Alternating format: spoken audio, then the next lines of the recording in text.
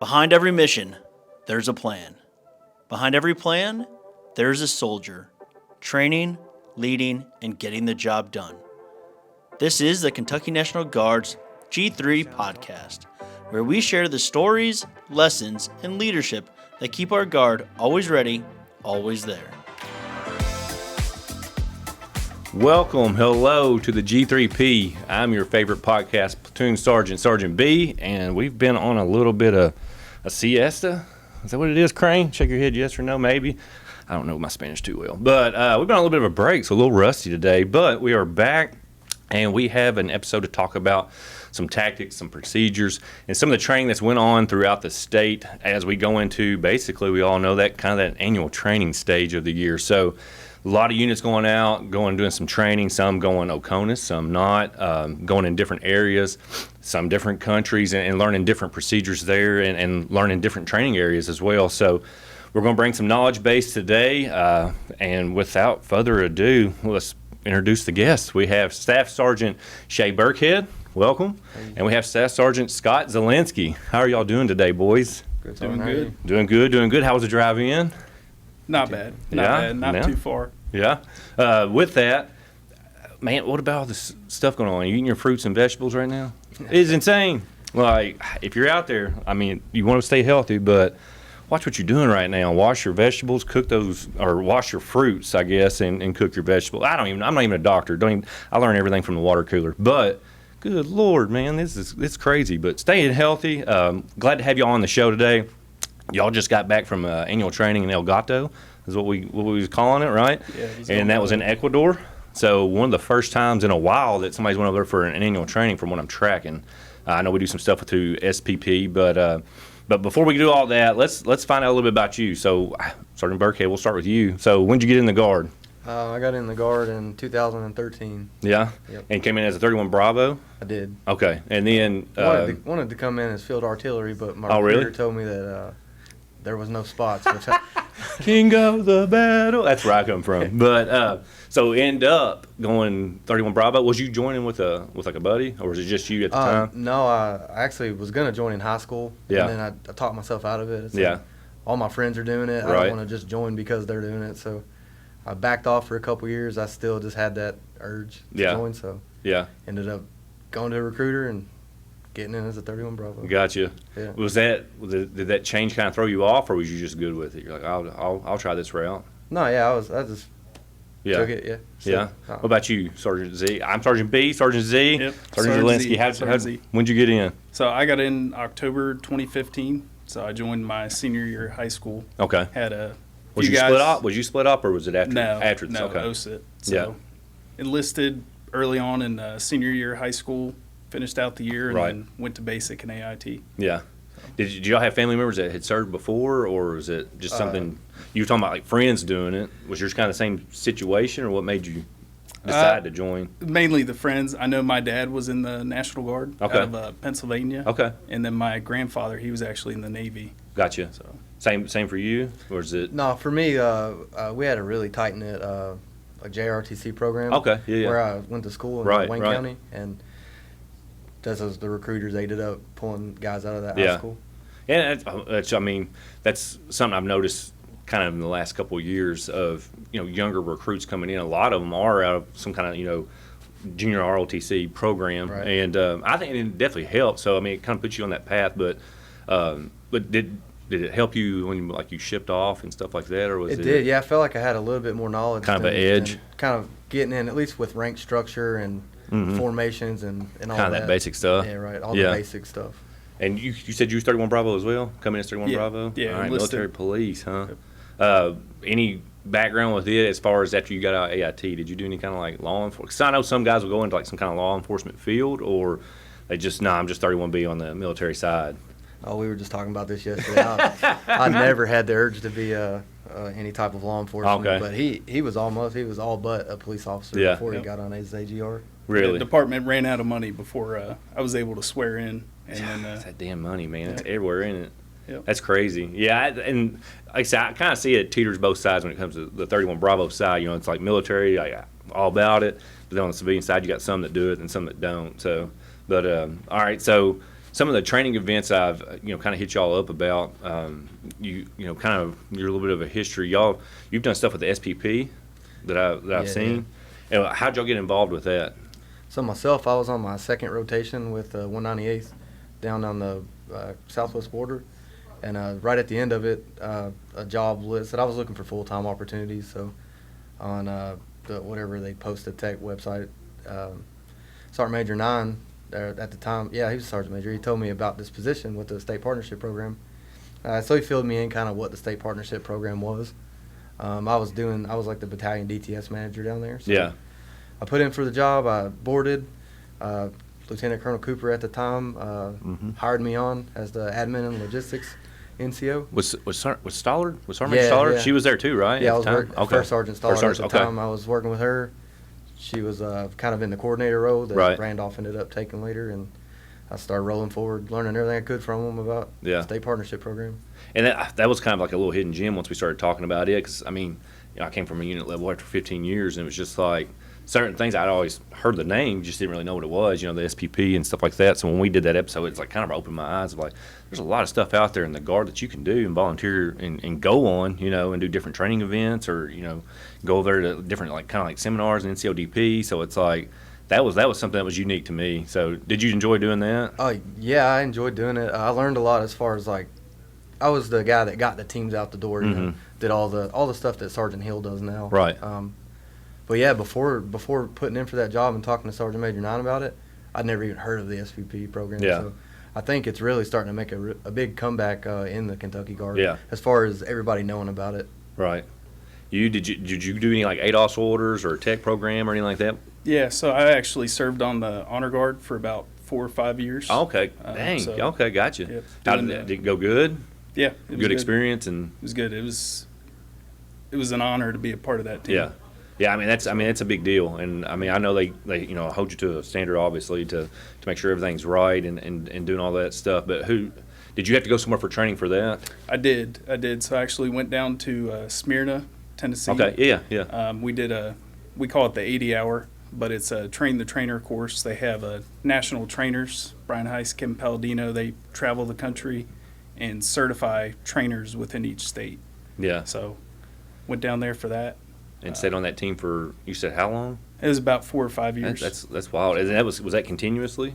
Or It did was. you go kind of break? Because every time we've had people on, I always ask, because for a lot of them it's been the full-timers, and it's, I always try to reach out to some of these people that listen to the show, and it's like, hey, you got to get your foot in the door. You got to do different things, and a lot of it was, hey, I got on ADOS orders or a tech position or something. Right. But it really opens your eyes, because you never know where this ride's going to take you when you put this uniform on, and I think it it benefits a lot of people, and some people would benefit from it if they would put in for these jobs, and it might be something that you don't want to do, or it might be something that it seems like you don't know nothing about. But just trying it out, it might lead to different positions or a different career path that you wasn't expecting. So Right. The state partnership program really opened my eyes to how big the National Guard was. Yeah. Especially being at Joint Force Headquarters for the first time. I was like, wow. Oh, my I gosh, learned so man. much about the top-down structure of the my National mind's Guard. blown all the time. And Trust then me. it's wild how vast that everything is. And Yeah, that networking and meeting Right. people and how things work, and that's a good point, because I was the same way when I came up here. The Guard itself.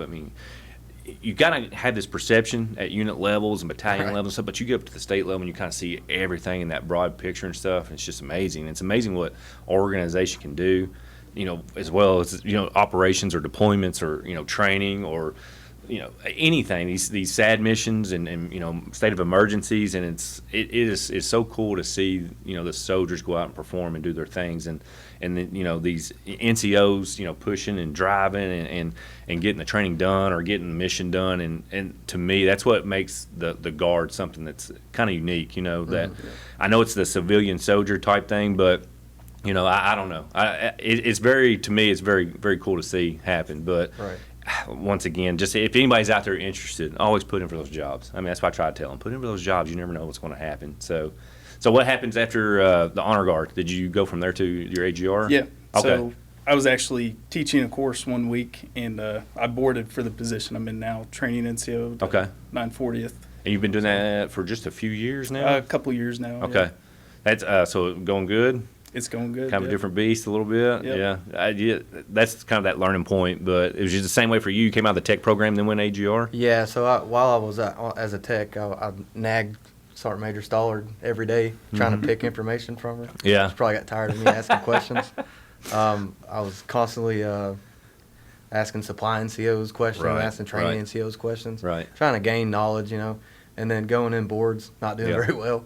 It's and then tough. Eventually, It's tough. got one through that board experience. Yeah.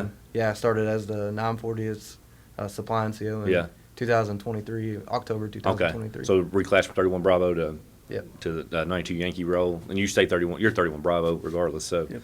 yeah, and that's a thing, man. You learn a different role or whatever, but it's an opportunity, and yeah, that's definitely. I was supply for about 2 hours. I was, that's the thing about the AGR program. Sometimes you go somewhere for promotion or you go somewhere for a different assignment, and I was always away from home for probably my first 6 or 7 years, in the Guard, and I lived 3 miles from an armory at the point, and they're like, man, supplies opening up. At this point, I've been like 4 or 5 years, and I was like, God, dude, I don't know nothing about supply. Yeah. But it was definitely well-rounded me in learning, that property book, those liens, and taking Right. care of property and stuff like that. So knowing all that and those hand receipts, and it definitely well-rounded. But I only did it for a short stint, so I tell people, about 2 hours. But about a year and a half, and then I got moved back to training. So, but once again, it's just what you do with it, right? What you do with it. Mm-hmm. So. But yeah, that program's awesome. AGR to me, it's like we always talk about, one of the best kept secrets, But now it ain't a secret anymore to me. I think everybody pushes those and wants people to do well in their ranks. So Right. Anybody listening, if there's jobs out there, push them. Push them to the Joes. I think it did used to be a secret though. I probably my first 6 years, I never even knew what AGR was. I just thought these guys showed up to drill when we did. Mm-hmm. People say it around you, and you're like, hell, I can't even spell AGR. You didn't know, Right. yeah, you didn't know what it was. But so who's the readiness there at the 940th? That's Sergeant First Class Webb. Okay, I got Joshua you. Webb. Okay, and so with 3-person armory Yep. as usual. Mhm. How many people y'all have? 159 is what we're Yeah. supposed to have. We're sitting Where a you're little bit below. right. 125-ish. So. What's some of that typical training events that y'all kind of do throughout the years? Is it always changing that you see, or is it? Yeah, that depends on the year. We could go into a year expecting one thing. We'll Yeah. see it change throughout the year, just different taskings, whether it's getting ready for NGRF stuff or Right. shifting between our different Mets. Yeah. So, And I think that's the thing for at least the full-time side too, is you always got to be ready to go one way and go the other, right? You got to be shooting at the hip, and with that you're expected so much. But once we kind of hone in on what the training events are, you kind of have that structure of this is how we operate. But I think what I've seen over time is some of these soldiers are they're getting very clever and coming up with new ways to train and reaching out and doing different things. And do y'all do that a lot? It's at y'all's unit. Do you reach out to? Do you have to work with anybody in the public side of things, like civilian side, or? I guess the closest we come to that is, I guess, on our state active duty missions. Yeah. That we've done in the past, like Riverfest, for example. We work with local law enforcement there. So we'll communicate with them, set up where we're going to work out of, things like that. But as for training events, I don't think we've really encountered that yet. Yeah. Well, that's a good point. So, let's do this. Let's take a quick break. We got to know, Sergeant Zelensky. We got to know Sergeant Burkhead. But let's take a quick break. When we come back, let's talk about some of those training events, especially like the state active duty missions y'all do. I know y'all do a lot of them as far as security measures and stuff like that. So we'll dive into kind of that. We'll talk about a little bit more of the training, what the MPs are doing currently and they have done, and then we'll finally get into El Gato and we'll talk about that AT. Sound good? Yep. Sounds All good. right. We'll be back.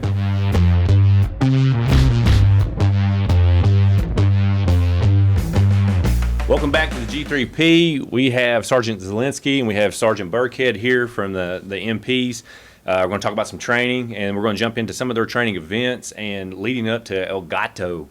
And we'll talk about that later on. But real quick, let's give a shout out like we always do to the stuff that makes our life easier in the military. So, you're out there, we're spending money on groceries, and that's like $200 for one bag of groceries.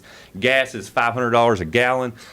man, if you're in the Guard, go to your supply sergeant and get these pins. These are free. That's a good thing about joining. You get free pins. They go in your sleeve. Even got a holder for you. They come in different shapes and sizes. I mean, I went to supply and got these for free. I went there, I was like, hey man, I need pins. And they come in, like, look at this look. This is kind of a, I don't know, more of a metallic, kind of shiny, but Crane, throw me a pin. Here we go. See, look at this. Oh, look, we fumbled. This is more of a stealthy looking thing here. But yeah, these pins, I mean, they've talked about being lethal. I think you can load this in an M4 and take somebody out with it, but hit your supply sergeant up. These pins, this is where it's at. Free. You heard me, FREE.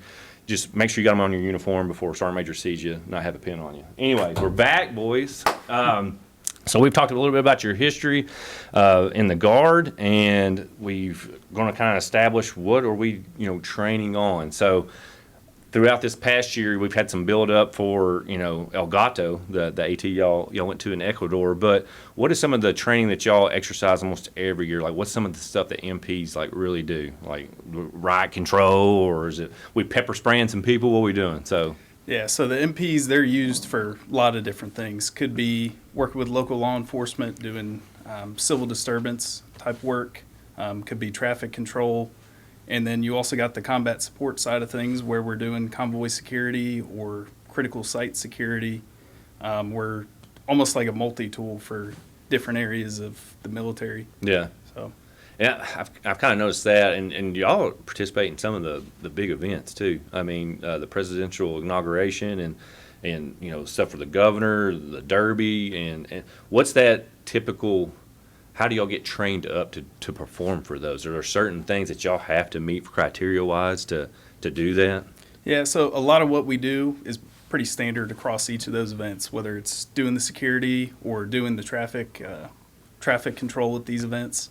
So obviously we train as a unit for this kind of stuff. Just about everybody, I would say almost in our battalion, has done some type of state active duty event like that. Yeah. So everybody's pretty comfortable with it. It's not really a surprise. Right, something that we're you're just used ready to. for. Yep. So you have a young soldier come in. What is some of those training events that y'all try to really hone in on to get that soldier ready? What happens once they get in the door? They're in your ranks, and we're training up for the next SAD mission or whatever. What's some of those tactics that we use to really kind of hone in on? What's some of those things that they need to do? So our battalion, they've actually started doing almost an academy. It's what we call it's the academy. Okay. So they'll go through and they'll actually cover all the NGRF related things they need to know. Gotcha. Whether it's the civil disturbance or work with OC, tasers, really just the entirety of working a state active duty mission for the Guard. Did y'all get tased? No, No, I've did you not get pepper been sprayed? tased. I have been sprayed. Oh my gosh, I was talking to First Sergeant Oil Schaefer because he came back from AT, but that's what I said about the MPs. I was like, man, I think I'd rather be tasered than pepper sprayed, but I mean, I don't know. Both of them sound awful. But Yeah, maybe I made it 10 years as an MP, M-Day, without getting sprayed. Just got lucky. Oh, Just yeah. moving units. well, you on camera Progression. now. Yeah, They got no. you next year. Oh, I'm supply sergeant. You're like, I will supply you with the stuff. Yeah, But there you go. with some of those events, when it comes to supply, I mean, logistics is a big thing. Have you noticed with a lot of, I feel like it's a lot of op tempo for certain units too of where they're training at and different training events throughout the year.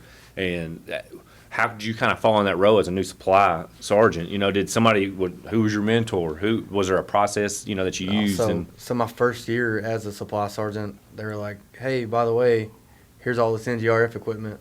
So before me, the 617th, or before our unit, the 617th was the NGRF Right. For that year. Then it got handed to us. So on top of everything else, drinking from the fire hose, I had to do all the state active duty missions for our battalion for Yeah. that year. So that was rough. So a lot of equipment, a lot of law and order equipment. Mhm. All the vests, all the belts, and all the accoutrements to the belt, and all Yeah. the flashlights, and all the batons and riot shields. It's a ton of equipment. Do you have to maintain that, or does that go with the soldier, just like your OCIE type stuff? Yeah, no. So we would issue that stuff Okay. at the time of the mission. So Right. we'd come in the day prior to the mission, have it all laid out, and Yeah. they'd go down the line, assembly Inventory line. and- Yep. Everybody Gotcha. gets one of everything. Okay. So it's kind of an additional set that you're getting issued when you do stuff like that. Yeah, and then receive it all back and put it all up before So- everybody's released. How did you learn your supply part of it? Was there a supply sergeant you backfilled that helped you out? Was there SOPs or was there? So I was actually extremely lucky. When I came in as a supply sergeant, the supply sergeant I replaced was the training NCO Okay. at the time. So Yeah. I leaned heavily on Right, Staff right. Sergeant Cobbler. Yeah, I got you. Yeah, because and that's the thing about some of these jobs that we always talk about too is drinking from the fire hose. I think it's the most famous line you always Right, hear. right. You're just kind of thrown into it, and it's up to you, but you got to make things work, and you got to keep accountability of stuff and different things. So, to me, it's what makes that supply part kind of unique. But Right. yeah. So before El Gato, we did y'all did some Southwest border missions. Yeah, so I was with the 438th. I accepted my E5 position down there. I volunteered to go with the 617th MP company. In 2019, we were set to go to Guantanamo Bay and work the outer security. Okay. And we were stuck in kind of limbo down there. Our mission changed. We were supposed to go to Iraq, then we were supposed to go somewhere else and somewhere else and somewhere Keeps else. changing. Yeah. Ultimately, we were one of the first MP or just companies period to be down there on Title 10. Oh, got you. So Yeah. we replaced an active duty Right. company. Did that for the year and then Came back. came back. What did you learn while you were down there? Was there different things? Was it a different experience? Oh, so my first go around, yeah, it was a lot of sitting in a truck, staring at a river, Garden talking on base, the huh? radio. Yeah. Yeah. But so what was the difference between that and the second time? So the second time when I got back, I was promoted as an E6 with the battalion. So I went down. We were in just a different capacity. We had companies underneath us in our task force, so we Yeah. were the top of the task force with companies below us. And so I worked in the 3 shop, and mainly I was just Yeah. an ETS guy. Yeah. Gotcha. And did you do one of y'all did Guantanamo Bay, right? Yeah, I You went did? down there Okay. 2019. 2019. What was kind of your mission set for it? It was internal security. Okay. That was a unique experience. Yeah, Yeah. once in a lifetime for Yeah. sure. Well, what made it like what made it a once in a lifetime thing? I mean, it was only my second time out of the country. Okay. So going down, it really is beautiful down there. Yeah. Just seeing the oceans, some of the beaches down there. It's very nice. Yeah. What so I guess like a guard, is that what y'all were doing? That kind of thing? What was some of the things you learned like doing that kind of stuff? Learned a lot about some of the different procedures, Yeah. whether it's escorting someone or conducting a search. And that's the thing. Really just honed in on a lot of the stuff we already kind of practice trained and on. train on. But did you notice the difference when you're training and then it's real life scenario? I mean, like, Yeah. does it seem like you hone in a little bit more on detail and stuff like that? Yep, And- I think it really helps you focus on it. yeah. How did you said you were down there for like 10 months? Was that? Yeah, about a year. Oh, about a year. Okay. Was it anything as far as being with your unit? Was there an NCO that you fell under that kind of showed you the ropes and you learned some stuff from, or was it? Yeah, so I would say that really the whole platoon came together Yeah. while we were there, whether it was NCOs or the Joes. I think it was a time where everybody really blended together really well. Obviously, gearing up for a mission, going somewhere, and having to work somewhere like that, and actually working together, relying on each other. Yeah. I think seeing everybody come together was pretty significant. Right, and doing it. Was there, I guess, when y'all were getting ready for like these missions and stuff, is there is there something like an SOP or a standard that y'all look at as far as your loadouts go, what equipment you need, different things like that? Like how do y'all attack that part of it? Every mission's different. Every mission's going to require a different set of equipment or different number of people. So we kind of have expectations based on previous missions, whatever it was. But when it comes to that specific mission, that's really what's going to dictate what we need to train on. Like I said, we're like a multi-tool. Yeah. So we're prepared for a lot of different things. Once we figure out what we're doing, then we can really hone in on what we need to be doing.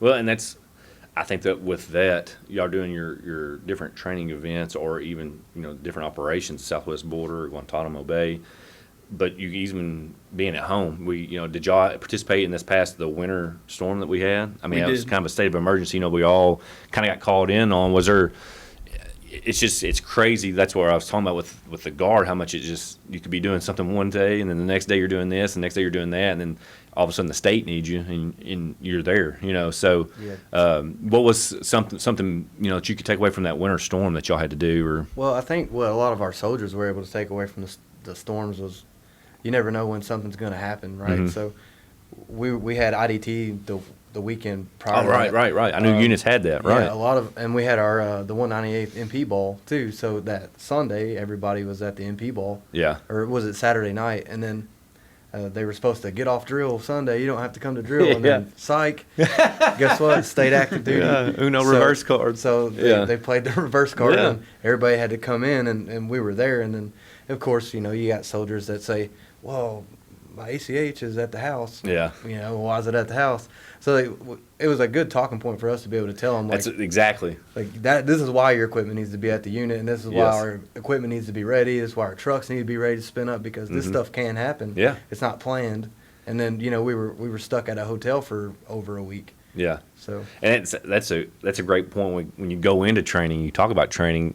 Your equipment's everything, right? I mean, it's the soldier and the equipment, and bringing that point up that you learn things real quick. I mean, I remember being a young private. I mean, making mistakes and not thinking ahead, but just simple things of not having the equipment there with you. I mean, right there, it's already came somewhat of a speed bump when you're trying to do a mission set that just pops up. But Right. did y'all have to do anything as far as when it comes to winter storm of escorting people, taking people to hospitals or anything like that? Was there any kind of mission that y'all end up running?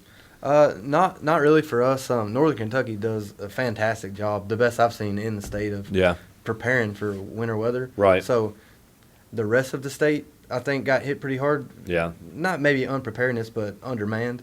But Northern Kentucky, we were on standby and we were ready to go, and we did run training missions, refuel operations, and practiced taking casualties here and there. But we didn't have any real world missions come up. But obviously, we were still there, ready. And to. utilizing your time. Right. And that was a thing I think a lot that even got called in, that certain areas wasn't as bad, or there was a plan there in that area. So, but using that time once again, the logistics side of it to an extent of making sure the vehicles are prepped, making sure you got all your equipment.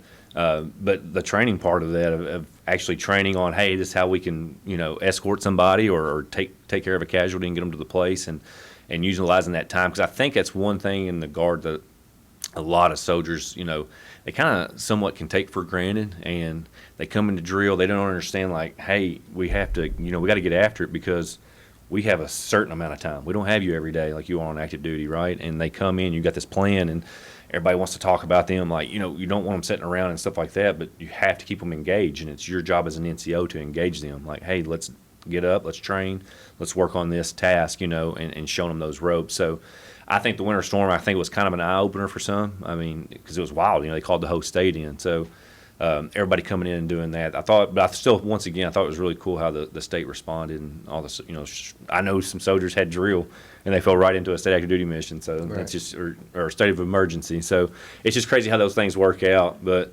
so upcoming, year before we get into El Gato, is there certain things that y'all kind of look at as far as, when it comes to training, what are some of the tasks at hand, what y'all have to do, where y'all, you train in certain areas and stuff like that? What all do you do technically? Yeah, so like we said before, we got a few different METs, few different areas that we focus in.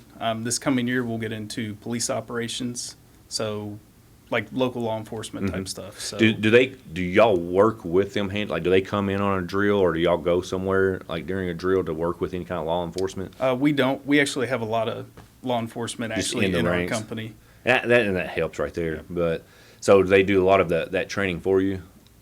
No, so we really focus on having our PLs, squad leaders, actually conducting that training.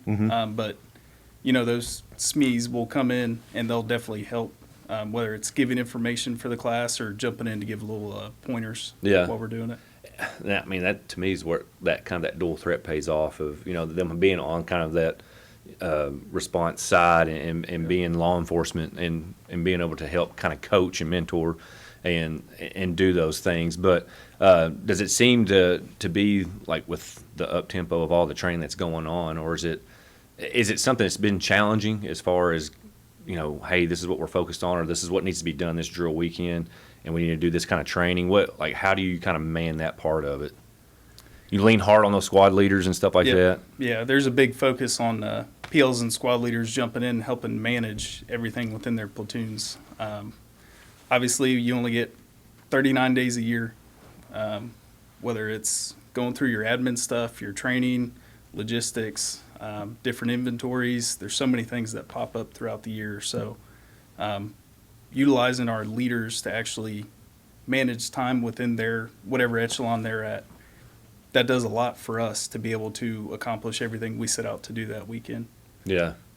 And I mean, as we always go back to it, it's just so hard to kind of do the dual row of a full timer and then being a squad leader or whatever. So keeping up with that, and you lean real heavy on these squad leaders and platoon leaders to get out there and enforce the training and make sure it's happening and make sure the commanders, hey, this is what we're signing off on, this is what we're doing, and being prepared. So, well, let's do this before we get into El Gato. Let's take one more break, and when we come back, let's talk about this AT y'all came back from and some of the TTPs and stuff that y'all have learned going over to Ecuador and training. Sound good? Yeah.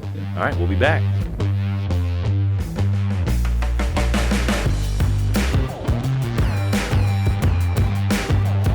Welcome back to the G3P. I'm Sergeant B. That's a good rhyme right there. We have Sergeant Burkhead and Sergeant Zelensky. We've been talking from the MPs about some of the training they've been doing throughout the year, and they're trained up for their big AT this year, El Gato, which is, I should look this up, Spanish for the gato. Y'all know? The cat. The cat? Dang, man. I'm gonna one day, I'm gonna know my Spanish. The cat? The cat. I did not know that. Maybe somebody did tell me that. The guard annual training opportunity or operation. All right. So that's kind of clever. Ecuadorian legacy. Yeah. That came Guard after. annual training. Yeah. Well, before we jump into that, let's talk about what's on this table, because I always go with the props and stuff. So I see we have our coin. That this is your commander. Yeah. Had these Captain made. Ray. Hell, you probably can't even sit. There we go, Kramer. We'll improvise again. Can you see that coin? Does it look clear? God, I look huge in this camera. It's a pretty cool coin. So El Gato, Salinas, Ecuador. Okay. There we go. Ain't that cool? Very cool coin. Yeah. And we have a PT shirt, PT uniform, that this is what the Ecuador military wears, right? Yeah, so this was a PT shirt from their Navy. I was going to try this on. I look very much bigger than them, so I'm not going to rip your shirt. But okay, so the Navy. The Navy. Yeah. So all our guys, while we were over there, they wanted to swap their PT shirts. Their guys wanted to do the same. So Yeah. a lot of people got some pretty neat shirts. Nobody would have wanted mine because it would have been soiled with sweat. I sweat like a mother effer. But we'll edit that part out, Green. But yeah, that's very cool. So just so people were wondering, that's where. Have you put it on? Have you tried to wear it? I have not, no. I don't know how I feel about long sleeves, man. I swear. I think you could fit the size. It's just the length. Yeah, a little belly shirt. That look good, a little crop top. All right, so El Gato, the cat. So that was the big annual training event for you this year, and that was the first time in a while that the Kentucky Guard has done an AT over there, from what I'm tracking. I think since the 90s. 98. Yeah, over 20 years or something like that. 1998. So I know that when we did the SPP program with Colonel Flores and Captain Sanderson, shout out to those guys, it was a fun time, that it'd been almost, we're going on 30, or it is 30 years of working with Ecuador on this stuff. So it was kind of a big deal doing this and going over and doing an AT over there. So first 24 hours y'all get over there, what'd you encounter? What would you expect? Did expectations get met as far as having some? I'm sure this is some of the soldiers' first time being out of the country. So, yeah, I think we were lucky to have been on some of the other SPP engagements. Mm-hmm. So we actually had the opportunity to do a recon before we got there. right.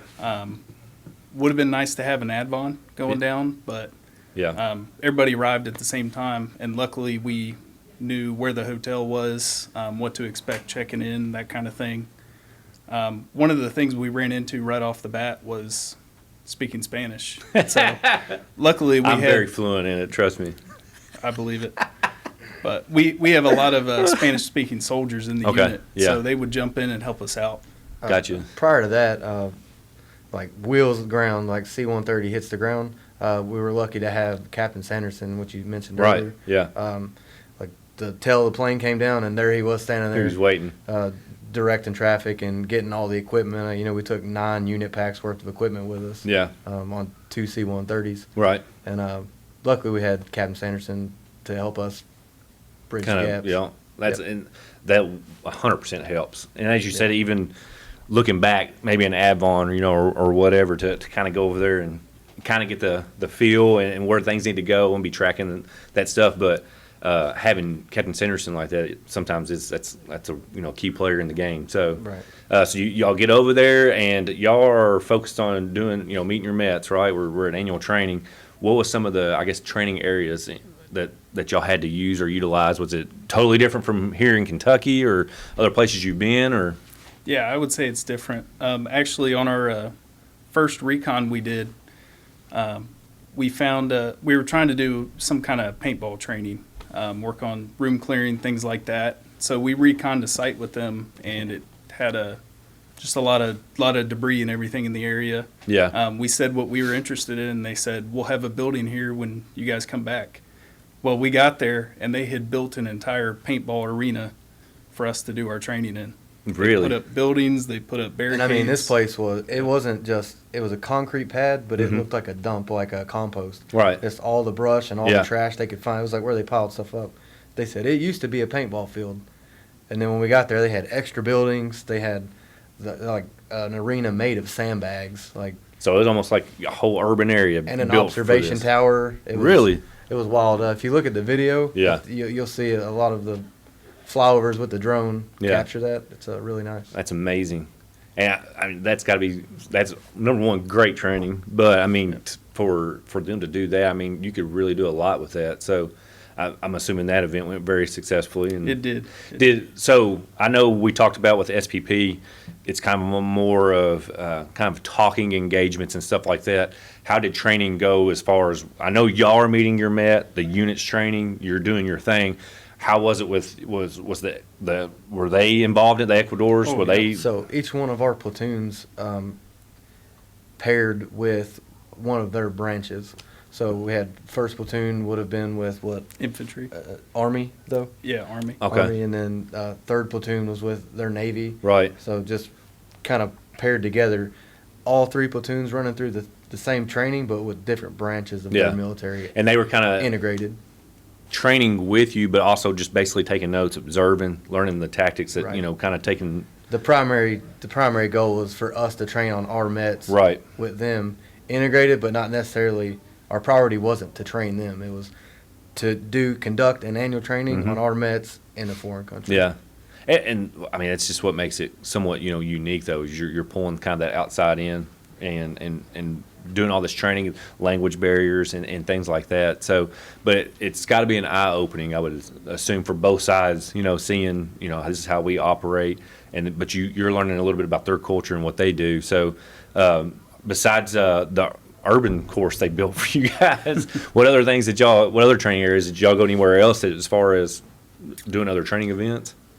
Yeah, we actually did a lot of our main focus was nesting our NGRF Mets with our battalion's NGRF mission and strengthening the partnership. Yeah. So our days were kind of built around, we do PT in the morning, we'd go to class, do some training, and then after lunch we'd actually get into a partnership exercise. So that's where the paintball came in, whether it was room clearing or force-on-force events. But as for the actual training, we were working with riot shields, civil disturbance control, interpersonal skills, a lot of that, those kinds of events. So we had a few auditoriums that we'd go to for the classroom portion. And then when it came to actual hands-on training, some of it we just did right at the hotel we were at. Yeah. We found a pad and just worked outside out there. We were also able, and they were very interested in taking time for them to show us things. So there was one day they wanted to. They have multiple obstacle courses, and they're crazy compared to the obstacle courses we have. It's like the concrete track with the crazy metal towers and ladders, and Yeah. some of our guys struggled.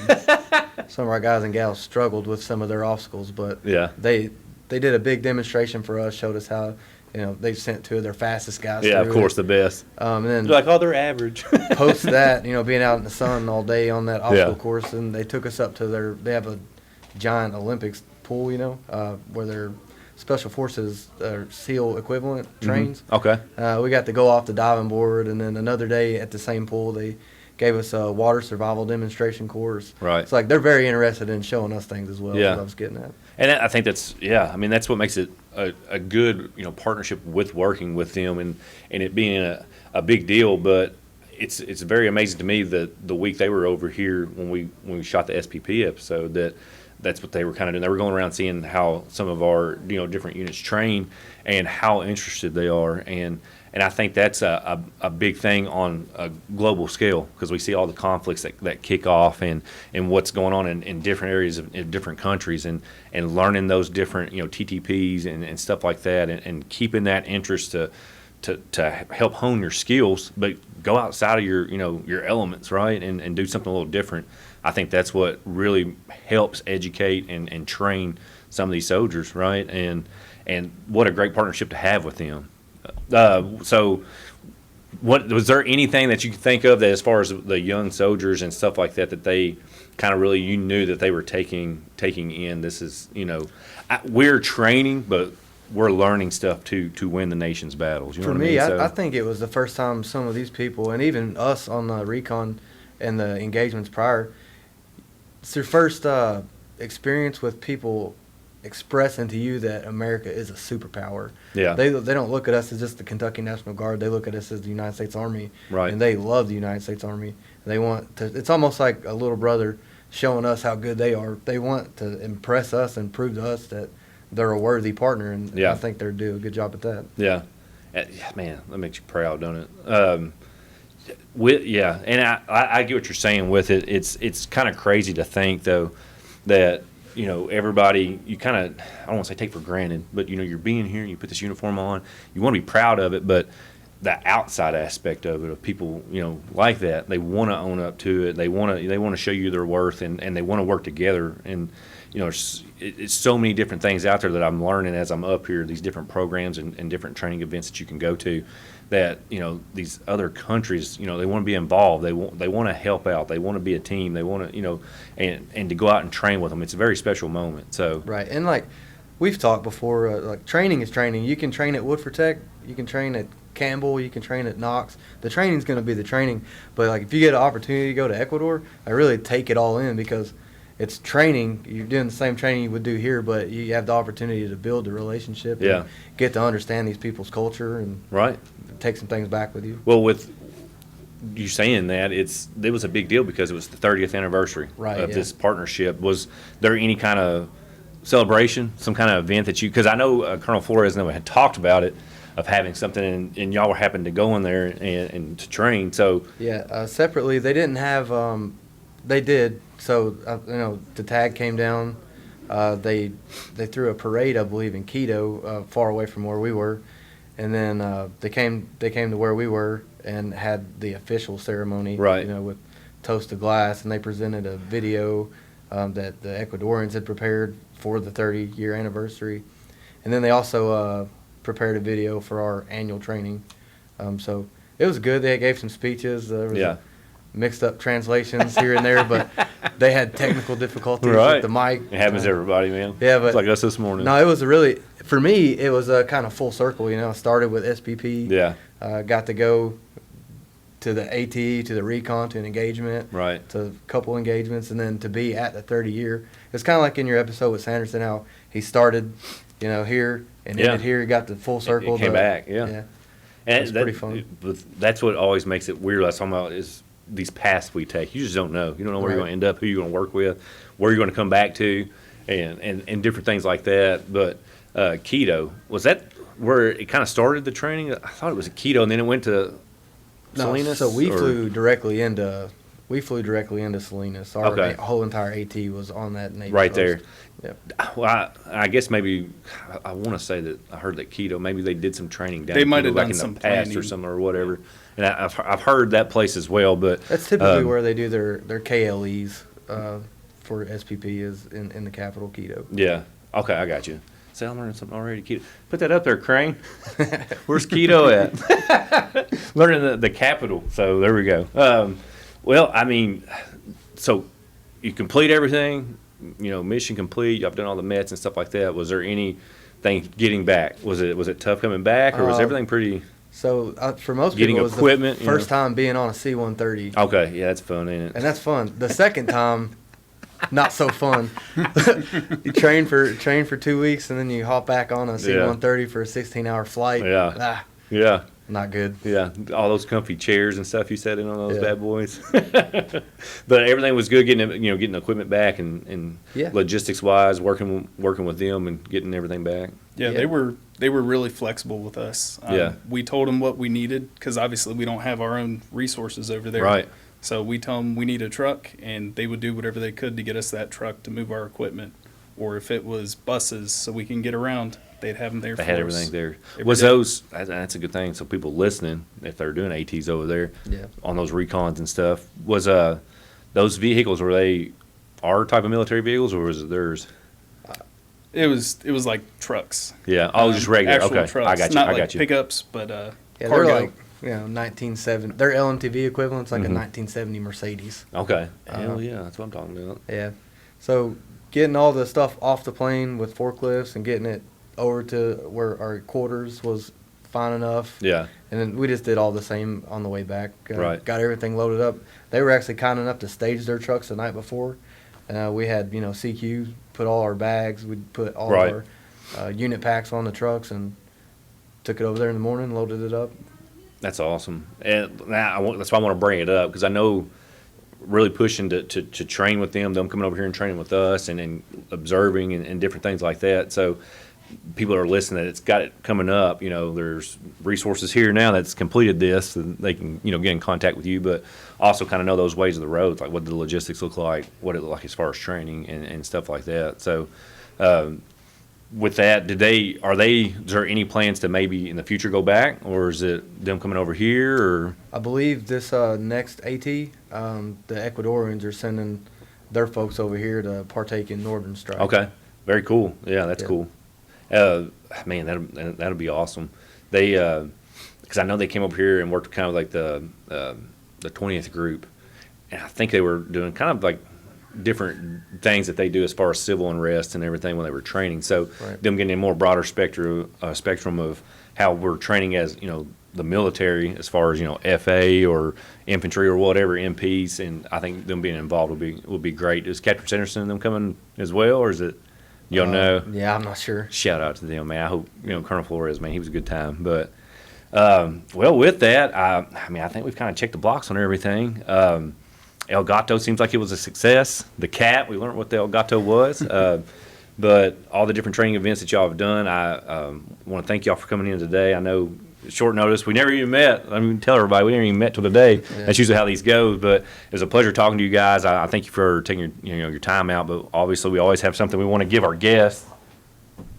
And there's nothing more sexier that I always bring up than drinking out one of these bad boys, where you drink coffee or you drink your Monsters or whatever, or partake in something after hours. I don't know. Drink out of that cup. You'll look good in it. But that's the G3P mug.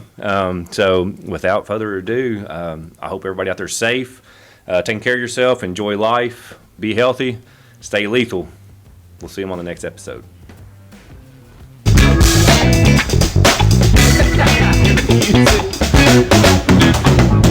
Good. Thank y'all, man. That was fun. Thank you for joining us on the Kentucky National Guard G3 podcast, where we bring you the voices and stories behind the mission. Stay connected, stay ready, and we'll see you on the next episode.